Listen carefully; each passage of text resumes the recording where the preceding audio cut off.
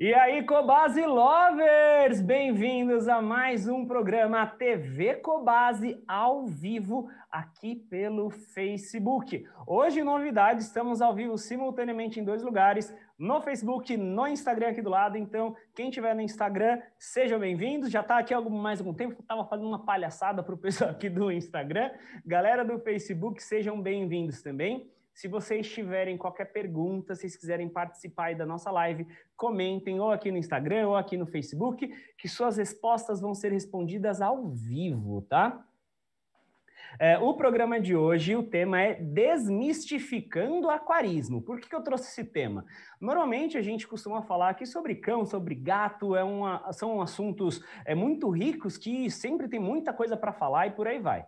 Só que a galera pediu, vamos fazer um programa sobre aquarismo, né? Para a galera que conhece aquarismo ou que não conhece, que tem esse interesse, tirar dúvidas, conhecer um pouco mais sobre esse hobby e curtir bastante aí esse processo de ter um peixinho em casa, ter um aquário em casa. E para isso, eu convidei o meu amigo, colega de trabalho, colega de profissão, que também é biólogo, Thiago Calil, para participar com a gente. Tudo bom, Thiago? Tudo bem, Ti, tudo certo. Seja bem-vindo. Quem acompanha nosso canal lá no YouTube, né, ou aqui no YouTube, caso você esteja vendo essa live também pelo YouTube, aí mais para frente a gente posta lá, quem já acompanha nossos vídeos já viu o Thiago Calil participando aí dos nossos vídeos sobre aquarismo e sobre também pequenos animais, aves, roedores, e essa é a especialidade dele, ele é biólogo. Então, se vocês tiverem qualquer pergunta sobre aquarismo, a gente vai responder aqui ao vivo, certo? Eu vou ver se consigo logar aqui também pelo meu Facebook para a gente conseguir responder as perguntas de uma forma mais fácil. Vamos ver se eu consigo logar por aqui também, tá? Nós fizemos aqui pelo Instagram, que está desse lado, uma enquete aí na semana para a galera mandar já as perguntas que quiserem responder aí ao vivo. Então, estou com uma lista de perguntas que fizeram para o Thiago Calil responder hoje. Então, vamos lá. Eu estou vendo que aqui no Instagram tem... Oi, peraí, Tati. O quê? As perguntas? Por favor. Ô, Paty, faz um favor para mim. Pede para o Felipe pegar na minha... Dezão tá aí. Pede para o Felipe trazer aqui a minha lousa branca, tá na minha terceira gaveta. Por favor. Já está aqui. Já temos a lousa, então a Paty vai mandar as perguntas aqui. Galera, hoje tá complexo, é muita gente trabalhando aqui na nossa operação. Eu tô vendo que muita gente que trabalha na Cobasi tá acompanhando a gente. Foi Maciel falando que trabalhava cuidando das aves e peixes, mas ficava mais no caixa, muito legal. Vi que tem a galera aí de São José dos Campos, de Taubaté, de BH, de Vila Velha. Sejam bem-vindos aos nossos amigos, colegas de trabalho aí, Cobasi Lovers, também a participar, certo? Bom, então vamos lá, Calil, vamos começar umas perguntas. O Calil trouxe também alguns produtos ali que estão do lado dele, já já a gente vai falar um pouco sobre isso. Primeira pergunta, Dom Bialci perguntou para a gente o seguinte, Calil, como saber a quantidade certa de peixes de acordo com o tamanho do aquário? Legal. Essa é uma excelente pergunta, Ti, porque rola muita dúvida, né? E existem algumas regrinhas rolando pela internet aí, como se fosse um padrão único, tipo centímetros de peixe de acordo com quantidade de litros de água. Então, o que eu falo para a galera, o que eu peço para o pessoal, não se baseiem nisso, né? Acho que a maior dica que a gente pode dar é estude o comportamento de cada espécie. Né? Então, você tem espécies que atingem lá seus 5 a 10 centímetros que ocupam um espaço ali de 40 litros de água. Você tem espécies, por exemplo, os tetrinhas, né, que são peixes de cardume, onde você pode colocar nesses 40 litros 15 indivíduos, 20 indivíduos, dependendo da sua filtragem. Tá? Então, acho que a maior dica é estude o comportamento da espécie. Né? E outra coisa... De acordo com o tamanho da espécie, o cliente vai poder identificar, o aquarista identificar o tamanho do aquário que ele precisa, né? Exatamente. A gente pensar em quantos peixes colocar ali no aquário, estudar a espécie, para daí pensar no tamanho do aquário que ele vai precisar, não é isso? Sim, exatamente. E acho que, acho que uma forma da gente, né, ter analisar melhor uma situação dessa, né, ter uma empatia maior quando você fala de cachorro, né? Você pega um apartamento de 40, 50 metros quadrados, você pensa em ter um Golden Retriever ou um Rottweiler, você sabe que se o tutor não tiver o hábito de passear muito com esse animal, exercitar muito o animal, você sabe que esse animal ele vai ter problemas de saúde. Né? Então, antes de adquirir qualquer espécie, não só questão do comportamento, como eu já citei, mas também que tamanho que fica essa espécie, né? Que tamanho que fica esse indivíduo. Hoje, na Cobase, você tem espécies que ficam super pequenininhas, coisa de 2, 3 centímetros, que é o caso dos camarõezinhos, né? Os neocaridinas e tal, e você tem espécies que chegam a 1 metro, que é o caso do pangaços, e esses peixes são vendidos pequenos, né? Vendidos na faixa de 3, 4 centímetros, e ficam verdadeiros monstros. Ô, Calil, um mito grande aí que nós já ouvimos muitas vezes o peixe cresce de acordo com o tamanho do aquário. Isso é verdade ou é mentira?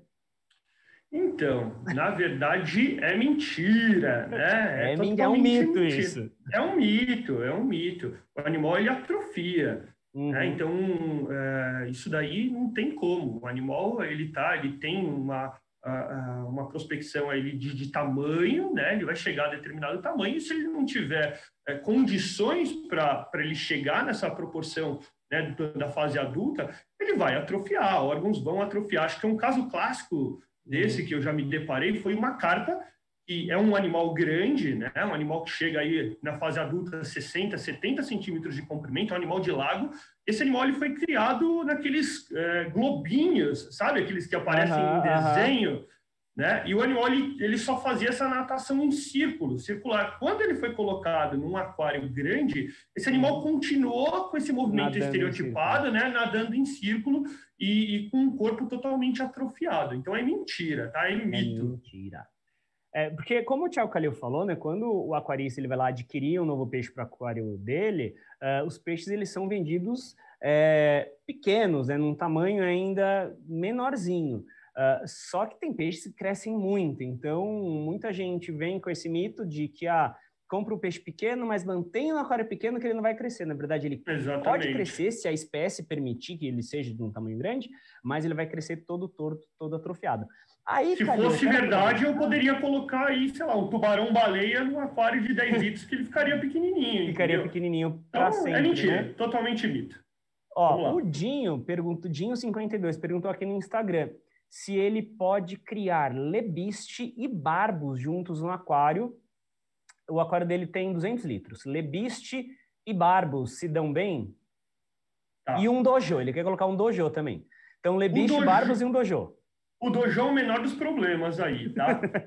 Dojo, ele vai bem com todo mundo, é um peixe super sociável, porém, os barbos, eles têm o hábito de beliscar nadadeiras grandes. Então, o lebiste, a principal característica do lebiste, do guppy, dependente de como as pessoas chamam, é a nadadeira grande. Então, ela é extremamente atrativa para esses peixes pequenos. Inclusive, a nadadeira é muito parecida com o formato dos flocos, da alimentação desses peixes. Sim. Então, o lebiste, especificamente, a gente recomenda aquários monoespecíficos. Aquários somente para lebistes, para evitar esse tipo de situação. Tem um monte de outras espécies que vão bem com... Hoje você está aqui com os veterinários, que adoram falar termo técnico e termo difícil. O que significa um aquário monoespecífico? Aquário de uma espécie só, tá? Então, mesmo que eu tenha mais de um indivíduo, mas só com uma espécie. Sendo todos da mesma espécie, eu considero um aquário monoespecífico. Muito bem. Então, o lebiche, ele cai bem em aquários monoespecíficos. Ele se dá bem com outros indivíduos da mesma espécie que ele. O lebiche e o dojo até vão, o dojo ele não vai incomodar os lebiches, mas o barbos é um grande problema. Ele vai beliscar, sem dúvida alguma, a nadadeira do lebiche. Muito bom. O Daniel Lesser, ele pergunta qual o aquário ideal para um beta? E eu sei que você tem uma beteira aí do seu lado, né? Cadê a beteira? Tem uma beteira, vou pegar aqui, tá? Na verdade, é um cubinho aqui, né? Dá para ver aí? E qual que é o aquário ideal para um beta? Por muito tempo, né, as pessoas criavam os betas nesse tipo de aquário, ainda criam, e essas beteiras ainda são vendidas. Porém, o ideal mesmo é você ter um aquário mais espaçoso, com um filtro, com um termostato, Porque as pessoas acham que o fato de você colocar um filtro, o beta não vai gostar, porque ele não gosta de muita circulação. O beta, ele adora uma água limpa, uma água de qualidade. O que ele não gosta é realmente de uma alta circulação. Então, tem formas de você utilizar o filtro nesse tipo de aquário, um aquário um pouco maior, coisa de 15, 20 litros, onde você dá mais espaço para o beta nadar e você consegue... Aqui eu tenho um filtrinho aqui para mostrar para vocês, é um filtrinho externo, né? E você tem uma circulação desse filtro, onde você consegue controlar essa circulação na parte superior do filtro aqui. Não sei se dá para ver aí. Tá? A galera do Facebook tá vendo. Mostra um pouco para a câmera do Instagram para o pessoal ver direito. Aqui, ó. Aí, tá? O pessoal do Instagram. Então você consegue, ou também colocar plantas, mesmo que sejam artificiais, plantas na parte onde você tem a caída de água. Tá? Para gerar uma resistência ali, né? Para a água cair em cima da folha. E é nítido, você vê um beta dentro de um aquário onde você tem filtro, você tem um termostato para controlar a temperatura, o bicho ele fica maravilhoso, ele fica lindo. Muito legal. Aí você falou do filtro, né? Que você tem esse filtro externo aí. Aí o Alexandre Matos, ele tinha perguntado para a gente aqui ontem, uma pergunta sobre um outro tipo de filtro, né? Que é o filtro do tipo SAMP. Ele quer saber como saber se a bomba do SAMP dele está adequada. Tá. Então, rapidinho, vamos primeiro explicar para o pessoal o que é um filtro do tipo SAMP. Esse que você mostrou é um filtro do tipo externo, não é isso? Tá, ou também chamado de hang-on, né? Isso. Você tem os internos, né? O hang-on, que são os filtrinhos externos. Você tem os canisters também, que parecem uma panela de arroz, eu não tenho no momento aqui para mostrar. E tem os SAMPs. Ele é grande. E o SAMP nada mais é do que um outro aquário que pode ser acoplado tanto na parte traseira do próprio aquário ou na parte de baixo, né, do display. O display é o que a gente chama do aquário, onde vivem os peixes. Tá? Então, é um outro aquário que vai ficar embaixo.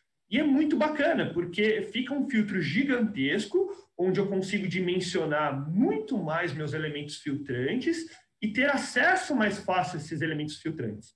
Certo? Legal. Deu para entender aí essa associação aí? São filtros muito bons, os SAMPs, tá? Deixa eu fazer um convite. Eu sei que se a gente ficar só falando aqui, fica muito difícil de você que está assistindo a gente visualizar, né, o que é um filtro interno, o que é um filtro tipo canister e um filtro tipo SAMP. Eu vou fazer um convite para vocês depois buscar o nosso blog, tá? No blog da Cobase tem um texto lá bem bacana, que mostra em foto e explica um pouco das diferenças de cada tipo de filtro. Quem tiver interesse de entender melhor, até porque, de acordo com o tipo de filtro, você vai ter uma indicação para cada tipo de aquário, né? Para cada modelo de aquário. Então, corre lá no nosso blog. Em breve, Calil e eu vamos produzir um vídeo sobre... lá para o YouTube, tá? Um vídeo sobre filtragem. Mas, por enquanto, quem tiver dúvida, corre lá no nosso blog, que em breve a gente vai trazer mais conteúdo também sobre isso. Aí o Alexandre ele tinha perguntado sobre a bomba, né? Porque o SAMP ele é um aquário, como se fosse uma réplica do aquário, né? Onde tem ali as fases da filtragem e você tem que usa uma bomba para jogar essa água limpa de volta para o aquário. Cima. É isso? Exatamente. Como saber que essa bomba tá boa? Existem várias regrinhas que vocês vão encontrar na internet, tá? Não se baseiem por elas. Por quê? Porque é muito variável, né? Dependendo da altura desse aquário, a bomba ela vai perder pressão. Então, por exemplo, eu mesmo tenho um aquário em casa e o meu aquário ele tem 80 centímetros de altura e a distância de onde está o SAMP até a parte de onde a água chega dá mais ou menos 1 metro e pouquinho. Então, 1,5 metro quase. Então, é muita coisa. Então, o que eu recomendo? Você tem, claro, que obviamente, você tem uma noção disso. Meu aquário ele tem 450 litros, eu uso uma bomba de 6.000 litros hora. Tá? Então, uma dica legal para o pessoal de casa aí, sempre olhem essa dimensão aí que é encontrado nas caixas, LH, significa litros hora. Então, significa que nessa bomba, em 1 hora, passam 6.000 litros. Certo? Então, basicamente isso. Então, o que eu utilizo como dica? Faz a divisão desses 6.000 dividido por 10. Tá? Então, você tem um cálculo próximo ao que é ideal para o seu aquário. Eu sempre recomendo deixar uma gordurinha a mais do que o aquário comporta, porque a filtragem você consegue dimensionar melhor a circulação dependendo do caso, o excesso de circulação, como eu dei a dica do beta. Né? Você pode colocar uma planta na frente, ou você pode colocar o retorno de água para o aquário virado para a parede do vidro e controlar um pouco mais. Então, você tendo uma excelente circulação, não só a questão da filtragem, mas essa água ela vai ter que ter capacidade de circular por toda a parte do aquário, principalmente a parte de baixo, para que todo o sedimento seja levado para o filtro. Senão, a filtragem não vai funcionar. Não vai adiantar. Então, resumindo, ele tem que ser o suficiente para jogar água para cima, a bomba tem que ser o suficiente para jogar água para cima,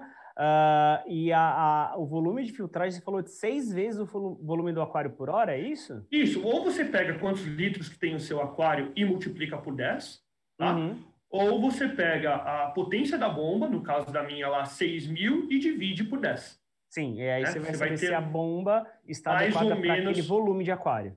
Exatamente. Muito bom, muito legal. O E-Campus perguntou o seguinte, ó, melhor espécie para aquários pequenos. Ele quer saber qual a melhor espécie para criar um aquário pequeno em casa, e ele quer saber também por que os betas não são sociáveis.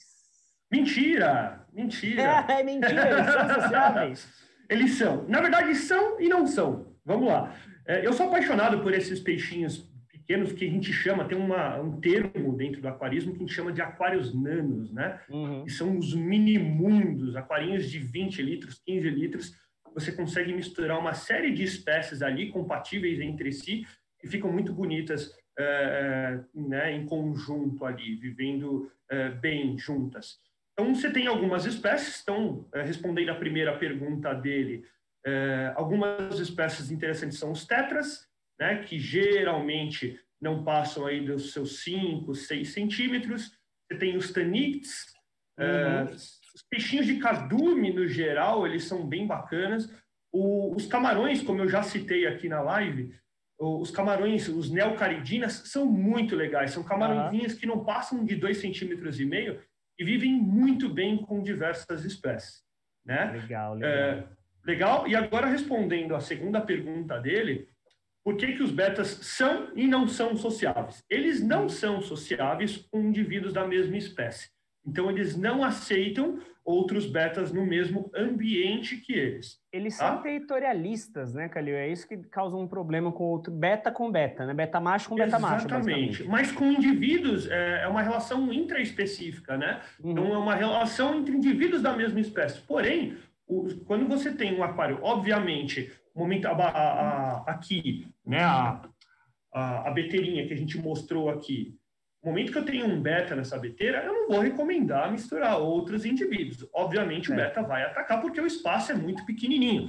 Mas no momento que eu tenho um aquarinho um pouco maior, de 20, 15 litros, dá para você misturar um monte de espécies. Por exemplo, as coridoras, os tanictes vão muito bem com beta. Ampulária é um bichinho que é um caramujo, é um bichinho que dá uma graça no aquário e fica bem bacana. A ideia é estudar quem que eu posso misturar, ou espécies que compartilham o mesmo pH e a mesma alimentação.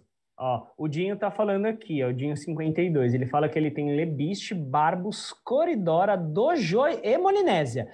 Nossa! E ele quer colocar beta. Ó, repetindo, vamos lá, ó. Lebiste, barbos, coridora, dojoi, molinésia. Agora ele quer pôr beta. Pode ou não pode?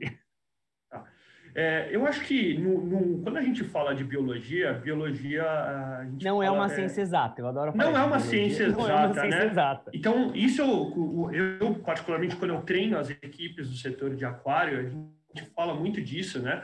Vão chegar clientes que vão falar assim, nossa, eu tenho uma tartaruga, um jacaré, um beta e um neonzinho vivendo todo mundo bem junto. Existem exceções, tá? Até porque dentro de determinados grupos você tem comportamentos específicos por indivíduo, né? E quando a gente fala de barbos é um grupo, né? A gente não está falando de uma espécie, a gente está falando de um grupo de peixes onde eu tenho espécies mais agressivas, por exemplo, o barbus sumatra, que ele tem esse costume de beliscar, e eu tenho barbos, por exemplo, o barbus titéia, é um bar dos mais sociável, ele é mais tranquilo, tal. O que eu falo? Assim, você vê aquários que time que está ganhando não se mexe. Se ninguém está mexendo com ninguém, tá todo mundo saudável, todo mundo nadando bem, ninguém está atacando ninguém, segue com o barco, segue o barco. Né? Mas observa. Se todo mundo estiver se alimentando, um não estiver agredindo o outro, né, Calil? Aí dá observa.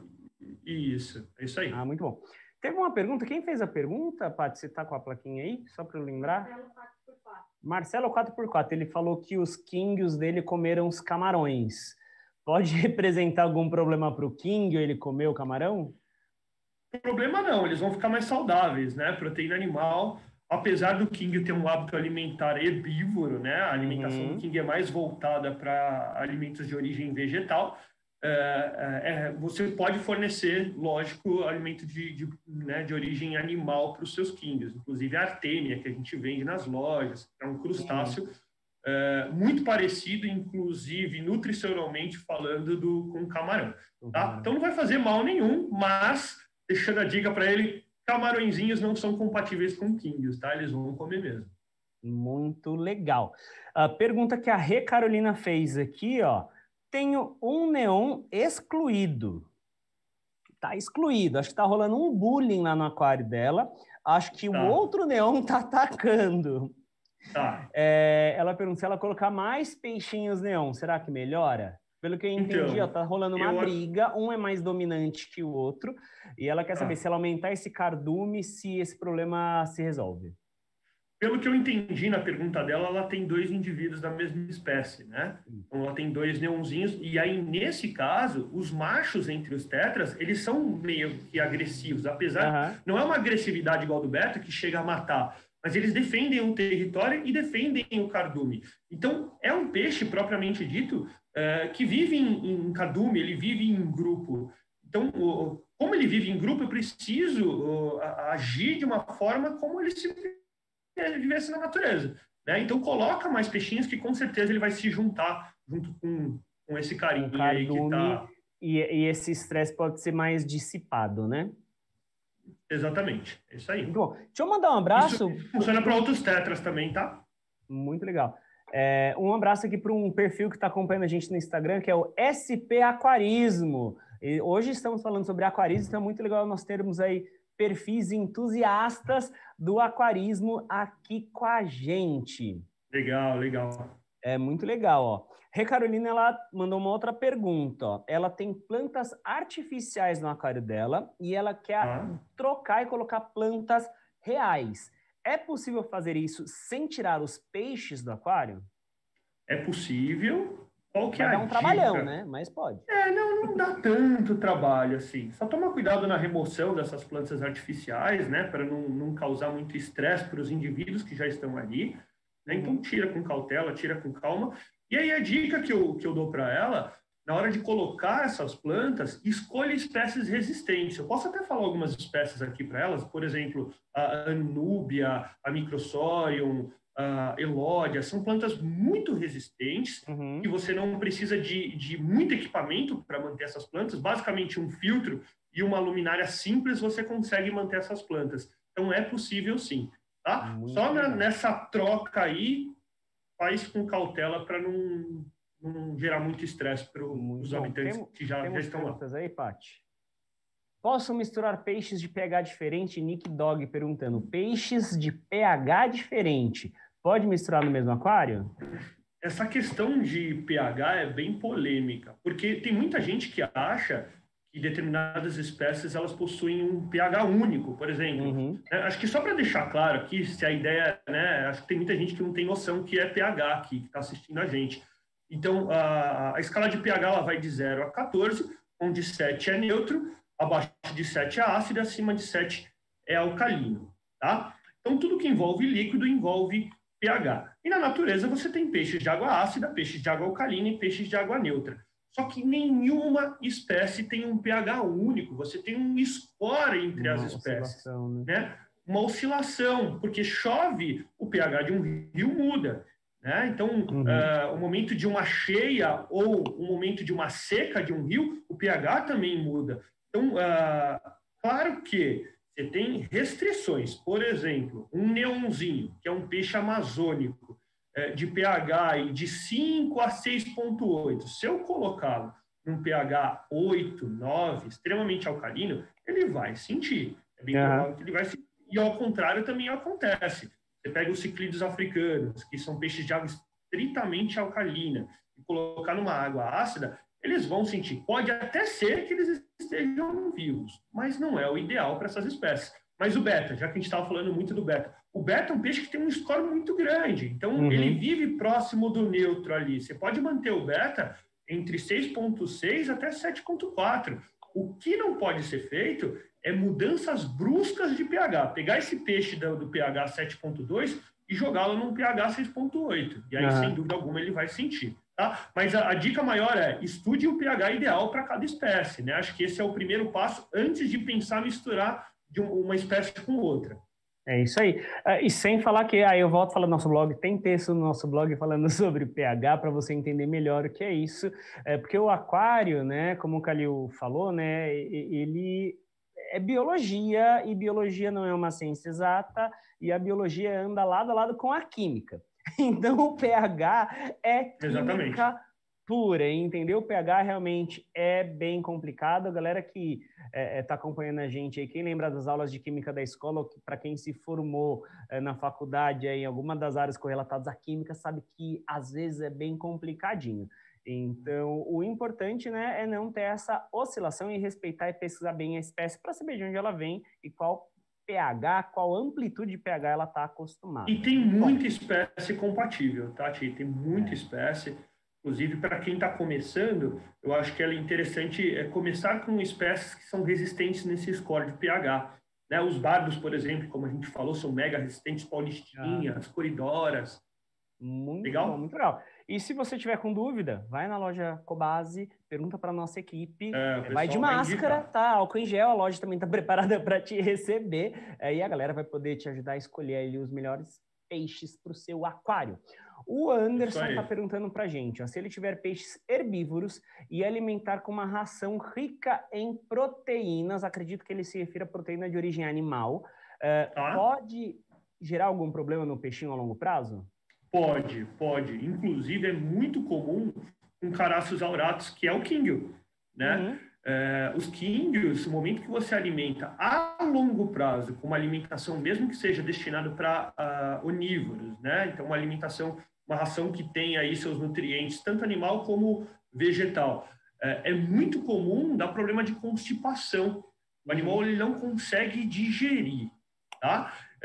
Mas acho que é importante deixar claro que são pouquíssimos animais que têm alimentação super restrita, só herbívoro ou só carnívoro. Por exemplo, o quinguio, ele tem um hábito maior herbívoro, ele precisa de mais fibra na sua alimentação, certo? Mas, esporadicamente, eu posso sim dar um alimento de origem animal, não é que vai matar o quinguio, dar uma artêmia ou uma ração generalista, vamos dizer assim. No longo prazo mesmo, né? Exatamente. Muito bom. Bunny Fred fez uma pergunta aqui para a gente também. Aqui são aquelas perguntas, né? A gente vem falando. Alguém falou aqui também. A Ana Dora do Vibes, biologia não é matemática. É isso aí, Ana Dora. E aí é uma pergunta que bem está enxergando a biologia como matemática. Quanto tempo dura um peixe-espada? Vamos lá. Espadinha. Gente, é muito difícil você estipular tempo de vida de peixe. Muito. Por quê? Infelizmente, o aquarismo no Brasil ele tem que evoluir muito. E, infelizmente, uma boa parte das pessoas enxergam um peixinho com um tempo de validade curta. Então, já compra um peixinho, mas vai morrer mesmo, daqui a pouco eu compro de novo. Né? Então, respondendo à pergunta dela, esses peixes de pequeno porte, né, geralmente eles vivem na faixa aí de 4, 5 anos, um tetrinha, o espada, o plati, né? Mas você tem peixes que são muito longevos, por exemplo, o quinguio, que chega aos seus 30 anos facilmente. Carpa nem se fala, chega a 50, 60 anos. Muito bom, então não dá para saber. Não dá para saber. É difícil, é difícil.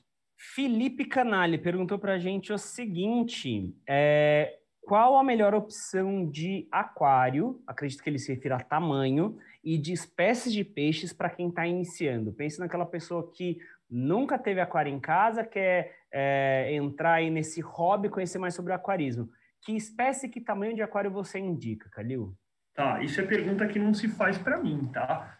Porque eu já vou indicar um aquário que tira o sofá da sala e coloca um aquarião lá de 3 metros.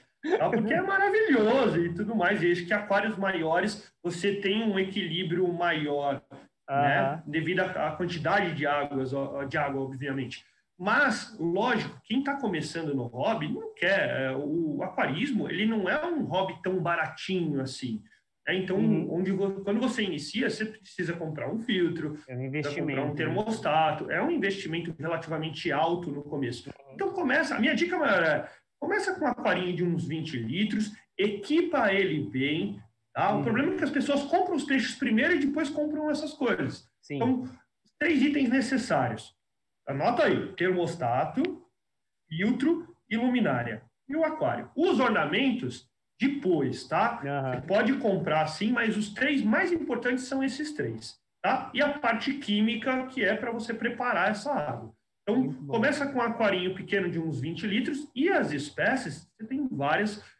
Tem muita gente que fala que o Kingio é um peixe interessante para quem está começando. Só que o Kingio, apesar de ser um peixe resistente, ele é um peixe muito grande, então ele ocupa muito espaço, como a gente já falou, ele tem uma alimentação restritiva, então não é tão interessante, até porque quem está começando no aquarismo, olha aquela imensidão de espécies numa loja e começa, eu quero o roxinho, eu quero o amarelinho, eu quero aquele que nada em cima e embaixo e tal. Então, começa com um aquário comunitário e aí vai algumas espécies. O Barbos é uma delas, o Paulistinha, a Coridora, o Dojo, como a gente já falou. Você tem o Tanictis, que é super resistente. Você tem alguns anabantídeos, que é a família do beta, Colisa, Tricogaster. Tricogaster também é um pouquinho mais agressivo, mas o comportamento dele é muito parecido com o do beta. Tá? Então, você tem uma série de espécies aí que não crescem tanto, que vivem bem, em harmonia entre si, e dá para começar super bem. São mega resistentes, com um score de pH muito grande. Sim, eu acho que assim, o que a gente vê aqui na Cobase, né, Calil, é que as pessoas muitas vezes se frustram com o aquarismo porque vão nessa ansiedade de ter peixes no aquário, de ter ele muito colorido, muito bonito, e aí os peixes morrem e se frustram achando que o aquarismo é difícil. Na realidade, não é.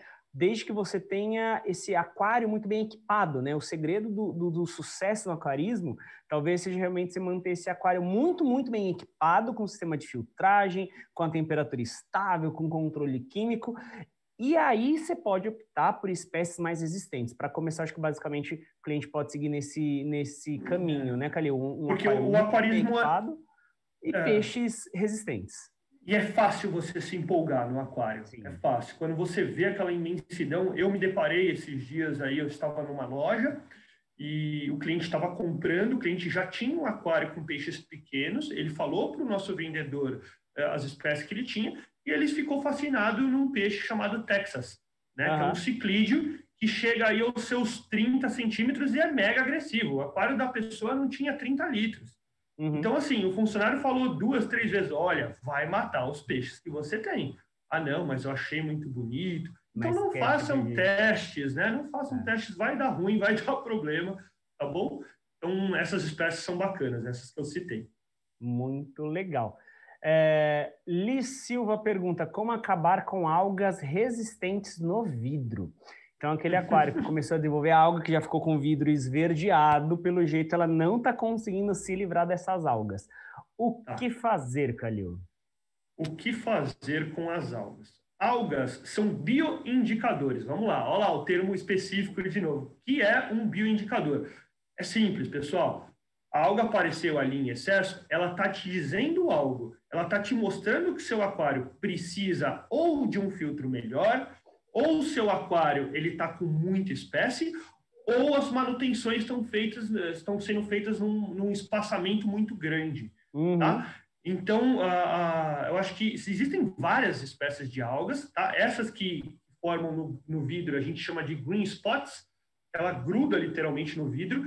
Então, acho que a maior referência, se for realmente essa, ela olhar a água dela, se a água estiver cristalina, não tiver sedimento no fundo do aquário, os peixes estiverem saudáveis e é só alga, pode ser uma iluminação muito intensa, onde uma manutenção mais frequente da filtragem e colocar peixes algueiros no aquário compatíveis com o que ela tem ali, acho que resolveria a situação. Mas tem que, cada caso é um caso.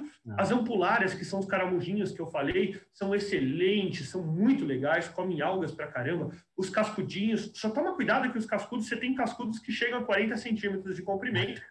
E você tem os limpa-vidros, que também pertencem ao mesmo grupo, à mesma família, que se alimentam de algas e não passam de 5 centímetros. Tá? Então, você tem uma série de peixes que a gente chama de equipe de limpeza, vamos dizer assim. Tá? Que deixando claro que eles não comem sujeira, tá? Eles não comem sedimento. Então, verifica realmente se esse peixe ou esse indivíduo, essa espécie, se alimente realmente de alga, tá bom? Muito legal. Vamos lá, Vanessa, ela pede dicas para os poecilídeos. Vanessa, fala pra gente que dica exatamente que você quer. Vamos deixar essa pergunta mais específica, porque se o Calil começar a falar de poecilídeo aqui, a gente fica até sexta-feira da semana que vem falando de poecilídeo. Então, Vanessa, escreve certinho aqui nos comentários o que você quer saber especificamente do poecilídeo para a gente poder desenvolver aí essa questão, dá? Para não ficar tão legal. A Alice Farias, ela perguntou o seguinte: o que fazer, essa pergunta é boa, o que fazer quando um king, o telescópio, ela até coloca entre parênteses o zoiudo, tem um telescópio que ele tem um olhão esbugalhado para fora ali da cabeça. Simpático. O que fazer quando o king tem um olho maior que o outro? O que fazer? Continua cuidando dele como ele é. Né? Vê se ele está se alimentando, se ele está nadando. Na verdade, é o formato do corpinho dele. Depois que eu casei, eu acredito em qualquer coisa, um amor eterno por qualquer um, qualquer indivíduo, nós somos o que somos, e o seu King, ele tem um olhinho maior que o outro, ele é assim, e ame ele assim. Né? E não precisa fazer plástica, nada disso no peixe. Não representa uma doença, tá? Apesar que, tem que observar, agora falando sério, tem que observar porque existe uma doença chamada pop eye, tá? Onde o olho do peixe incha. Tá? Mas daí você aparece outros sintomas, como o animal ele fica letárgico, ele para de comer, a natação não fica tão comum, então vale observar, tá? Agora, se ele estiver super bem, está comendo super bem, ele sempre foi assim, desde o momento que você comprou, ame ele do jeito que ele é. Ela fala que tem dois, eu acredito que deva ser alguma mutação ali da ninhada, do criador, porque ela fala que tem dois com a mesma característica, né? Inclusive, podem até ser irmãozinhos, não é difícil. Né? Provavelmente, porque se eles estão juntos, ela deve ter ali adquirido o mesmo pet shop, no mesmo lugar e tudo mais.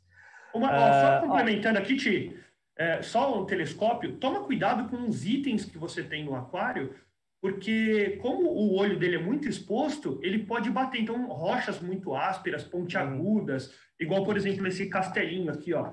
Esse pontinho aqui pode machucar o King do telescópio. Tá bom? Isso. Então, só toma cuidado com essas questões. Com itens de decoração, né? Até porque a natação do King é meio desajeitada também, né? Ele é meio estabanado, isso. Né? O VG... Pô, tem uns nomes muito bacanas no Instagram.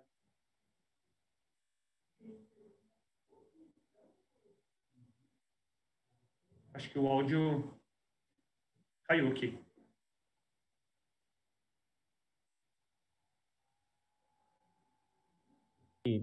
Aê, Voltei. Deixa eu arrumar aqui minha outra câmera. Vamos lá. Se eu bem entendi, aí é sobre poecilídeos, né? Poecilídeos. Aí ele pergunta o que são os poecilídeos e como saber a compatibilidade entre eles. Legal.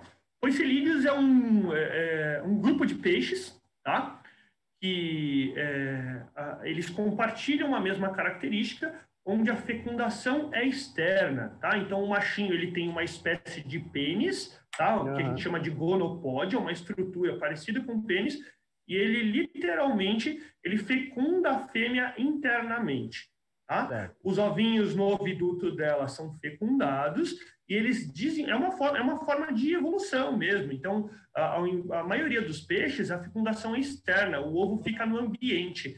Então, é uma forma onde esse grupo de peixes evoluiu e esses filhotinhos, eles crescem na barriga da mãe, como se ela estivesse grávida. Mas diferente de nós, mamíferos, você não tem contato direto com a mãe, né? Então, o oviduto, então, continua com o ovinho mesmo, como se estivesse externo, só que ele tem a proteção da barriguinha na mãe, que geralmente você tem uma gestação ali de 30 dias e os filhotinhos começam, eles eclodem dentro do oviduto da mãe e eles são expelidos assim que eles eclodem. Eles nascem réplicas dos pais. Já não nasce no formato de alevino, né? Ele já nasce peixinho formado.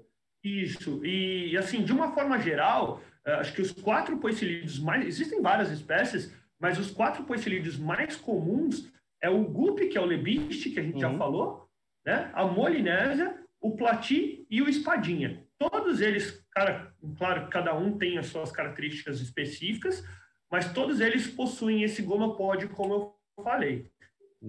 Todos eles a fêmea engravida, tá? De uma forma geral, eles gostam de águas mais duras. O que é água mais dura? Mais rica em mineral, tá? Então, utilizem rochas que alcalinizem. Até eu trouxe um exemplo aqui. Posso mostrar, Ti? Pode, mostra aí. Eu tô tentando arrumar minha câmera aqui do Instagram, que tá meio...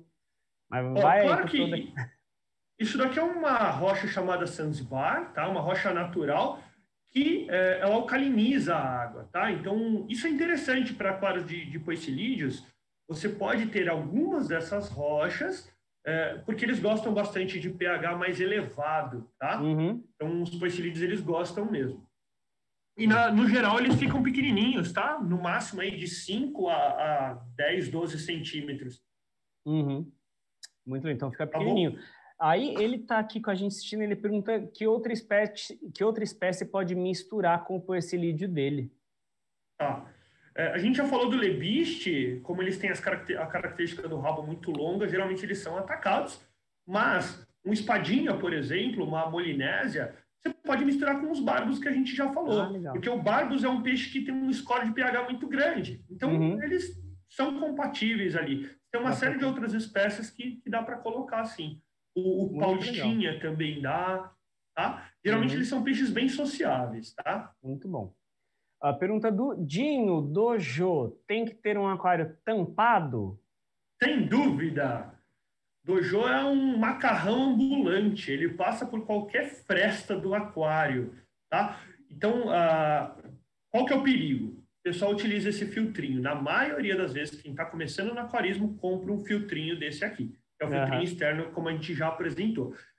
Qual que é o problema? No momento que eu coloco isso no aquário, obrigatoriamente, a minha tampa do aquário, ela tem que encostar no filtro e aí eu gero frestas nas laterais aqui, mesmo que seja de 1 centímetro, seja pequenininho. Isso é o suficiente para o dojo pular do seu aquário, tá? Para fugir. Não é que você está tratando do dojo mal, não. É que é a característica dele. Ele não está fugindo de você.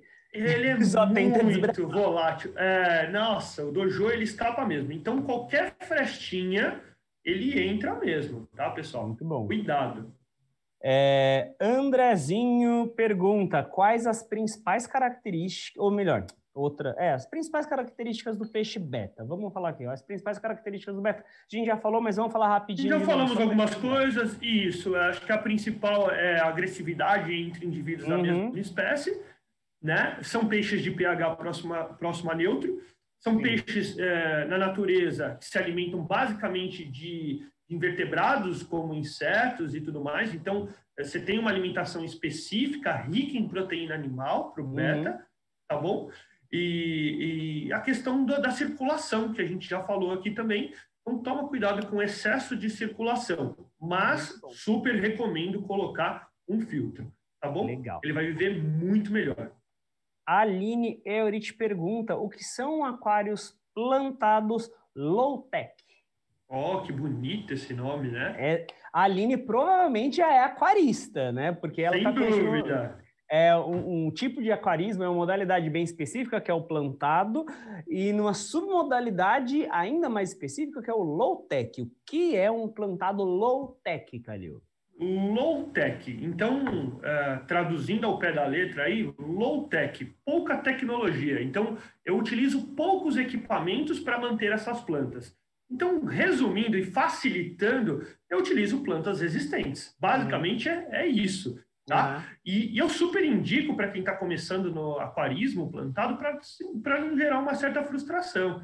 né? Porque aquários high-tech, que é o contrário do low-tech, se você não souber cuidar, nossa senhora, né? Explode de alga, o aquário não dá certo e tudo mais. Então, low-tech, resumindo aqui, são plantas resistentes.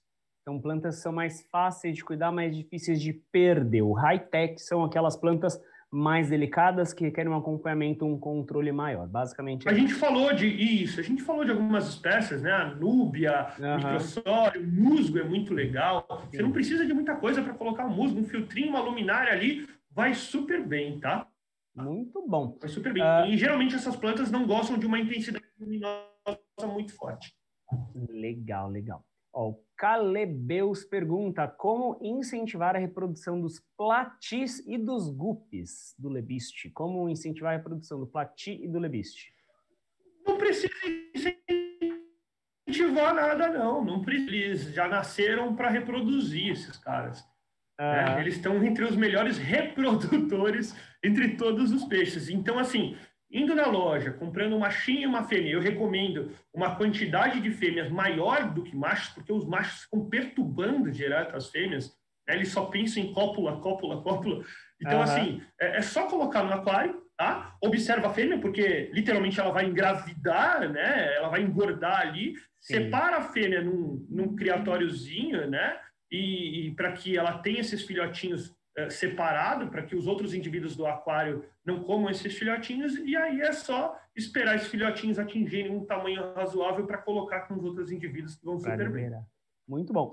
A Mora, do Mundo da Mora, que também está acompanhando a gente ao vivo aqui, ela havia perguntado o seguinte: os peixes, eles sentem falta do aquarista? Peixes têm sentimentos e emoções, Calil? Peixe sente, fica triste, fica chateado porque o tutor aquarista não está por ali? Thiago, aqui na Cobase eu tenho fama de louco, você sabe bem disso, que eu puxo sardinha para o aquário e a primeira experiência que eu tive real disso foi quando eu fui convidado para treinar a equipe do Rio de Janeiro. Eu tinha um casal de Oscars que estavam comigo. O Oscar, para quem não sabe, é um peixe de grande porte, carnívoro, tal, era um aquário de 300 litros, só para os dois. E eu ia ficar uns 20 dias no Rio de Janeiro, e eu falei para o meu pai, né? Meu pai ficou cuidando, né? Porque eu morava com meus pais ainda. Falei, ó, se alimenta assim e tal. Meu pai falou que nos 3 primeiros dias ele comeu super bem, estava tudo bonitinho. A partir do 3º dia, que eu não voltei para casa, esse peixe literalmente deitou no fundo do aquário. E aí ele me mandava, na época não existia nem WhatsApp, ele me mandava SMS, falava, olha, e chamava Edmundo, meu Oscar. Olha, o Edmundo não quer comer, ele vai morrer aqui. Muito engraçado. Eu cheguei em casa, esse peixe ele foi para a superfície na minha direção. Que legal! Então, essa foi a prova viva disso, que realmente algumas espécies demonstram mais afeto pelos seus tutores.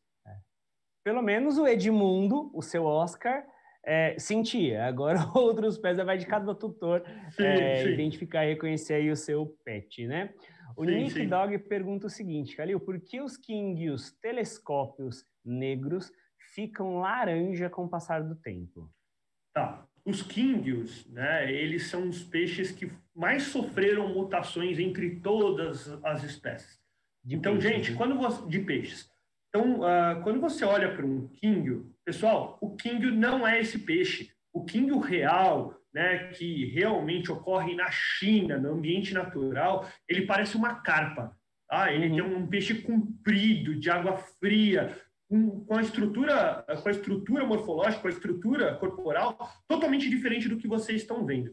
Então, esses peixes, eles sofreram mutações e sofrem ainda muito grandes. Né? Eu posso citar aqui para vocês 5 mutações diferentes que a gente trabalha na Cobase. Você tem o telescópio, o oranda, o ranchu, você tem o bolha, você tem o cometa. Então, assim, é normal, né? Tem muitos estudos falando que é devido à característica da água e tal, mas eu fielmente acredito que é devido a essa mistura de mutações, onde a gente não sabe quem são os descendentes desses caras, as cores que eles tinham.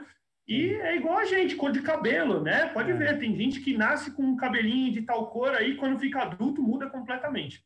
Ou cai, né? Que é o meu caso. Não fala não que eu comecei comigo. Muito bom. A Ira Silva, ela pergunta o seguinte, o Irã Silva, na verdade, né? Ele pergunta o seguinte: peixes podem comer frutas e legumes? Opa, depende, sim, sim, não. Vamos lá. Primeiramente, né, eu acho que o peixe ele precisa ter um hábito frugívoro ou herbívoro para fornecer um elemento desse. Então, eu, por exemplo, eu tenho cascudos no meu aquário e alguns cascudos, eles comem muita alga, eles precisam de muita fibra. Uma vez por semana, eu coloco pepino para os meus peixes, né? Eu tenho um outro ciclídeo que tem uma tendência ao herbivorismo, que é o uaru, é um ciclídeo de grande porte, chega uns 25 centímetros, e eu dou ervilha para os meus peixes, eles comem super bem. Então, Legal. se você pegar aqueles peixes grandes, tipo tambacu, pacu, tambaqui, são peixes que, inclusive, no ambiente natural, eles ficam embaixo de árvores frutíferas, exatamente esperando cair frutas para se alimentar. Isso. Muito legal. Muito bacana. Então depende da espécie, né? Depende da espécie. Dominique pergunta: betas fêmeas precisam do macho para ter filhote ou ela consegue ter filhote sozinha, por conta própria? Precisa, elas não são hermafroditas. Uhum. Tá? Então elas precisam, é uma espécie de oica, né? Onde você tem um macho e a fêmea, o macho obrigatoriamente ele precisa fecundar os ovos para nascer os filhotinhos. Uhum. Tá? Só que a reprodução do beta, ela tem alguns detalhes onde o macho entra em contato com a fêmea num momento específico, tá? Ele fecunda os ovos, ele dá um abraço nupcial na fêmea, ela desova, ele fecunda nesse momento, ambos ajudam a pegar esses ovinhos e colocam no ninho de bolha, e no momento que acabou a desova, a ideia é você retirar a fêmea e o macho cuida dos filhotinhos. Uhum. O macho é mais protetor, né? A hora que os filhotes, os ovinhos que vão virar os alevinos, estão ali no ninho de bolhas, o macho cuida dessa segurança, a fêmea você tem que tirar dali. Ele que cuida dos filhotinhos, é isso aí, igual o cavalo marinho. Ah, muito legal. Eu acho que ela pensa isso porque nós sabemos que tem algumas espécies que têm espermateca, né? Que uma vez que a fêmea teve contato com o macho, depois se separa, ela vai guardar aquele material genético do macho pro resto da vida. A gente falou do lebiste, o lebiste é assim. Ele faz isso, né? O lebiste faz isso. Muito Sim, é um bom, exemplo clássico. Muito bom. Tem mais pergunta aí, Paty? Galera, é isso. Nossas perguntas acabaram, nosso tema está acabando também. Calil, obrigado por ter essa disponibilidade de participar com a gente aqui da TV Cobase ao vivo e para a galera do Instagram que hoje também. Valeu, viu? É um prazer imenso, pessoal. E cuidem dos seus aquários, cuidem. Vamos alavancar o aquarismo brasileiro aí. Tem muito para crescer. Tem muito que crescer, né? Então a gente tem que realmente desmistificar o aquarismo e entender que o aquarismo ele é simples desde que você entenda, compreenda o todo, que é realmente manter o equilíbrio daquele seu ambiente, né? Muita coisa do que eu sei de aquarismo eu aprendi com o Thiago Calil na nossa convivência aqui diária, e uma coisa que eu entendi o aquário ele é um ambiente, é um micro sistema ecológico, e a gente tem que buscar manter o equilíbrio, né, entre a parte química e a parte biológica, aí a gente tem sucesso. Galera do Facebook, muito obrigado por estar mais uma vez aqui com a gente na TV Cobase ao vivo. Espero que vocês tenham curtido. A gente está de volta na semana que vem, daqui a 15 dias, com mais um TV Cobase ao vivo. Fica ligado aí nas nossas redes sociais. Se você quiser saber mais sobre aquarismo ou sobre outros temas do universo pet, corre lá no nosso canal TV Cobase no YouTube para ver os nossos vídeos. Tem o Calil participando de algumas coisas também. E também visite o nosso blog, que também está cheio de assuntos, cheio de tema bacana lá. Convido vocês a visitar nossas lojas. Eu sei que estamos nesse período de pandemia, mas se você precisar fazer uma compra para o seu pet, nossas lojas estão preparadas para recebê-lo, com álcool em gel, a galera está usando máscara, a loja está sendo muito bem higienizada. Mas se você não quiser sair de casa, também tem a opção de comprar pelo nosso site, pelo nosso aplicativo, receber na sua casa. Temos a opção retira em loja também, você pode comprar pelo site, retirar na nossa loja, ou seja, opção para compra para você investir no aquarismo ou comprar aí os itens dos seus outros pets, não falta aqui na Cobase. E galera do Instagram, obrigado por vocês estarem aqui com a gente também. É a primeira vez que a gente faz uma live tão extensa assim no nosso Instagram. Espero que vocês tenham curtido. Depois comentem aí se vocês querem mais e quais temas vocês acham legal a gente trazer aqui para as nossas lives para a TV Cobase. Beleza, pessoal? Eu vou ficando por aqui. O sol tá começando a refletir em mim, ó, tá batendo ali na janela, tá vindo bem no meu rosto. Obrigado, pessoal. E até a próxima. Tchau, tchau, galera do Facebook. E tchau, tchau, galera Valeu, pessoal. do Instagram. Tchau, tchau.